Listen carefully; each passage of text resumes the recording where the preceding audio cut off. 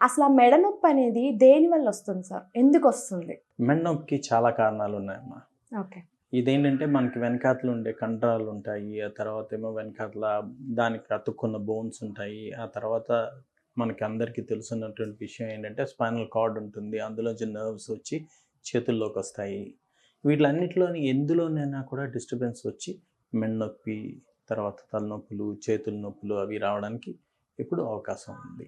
Okay. ఇవన్నిట్లోని ఎక్కడ disturbance ఉన్నా, ఎక్కడ ఏ రకమైన చిన్న చిన్న మార్పులొచ్చినా కొంతమందికి దీర్ఘకాలికంగా ఆ రకమైనటువంటి నొప్పులతో బాధపడుతూ ఉంటారు. కొంతమంది కొద్ది రోజులు బాధపడి దాని తర్వాత దాన్ని మెల్లిగా రిలీవ్ అయిపోయి బానే ఉంటారు.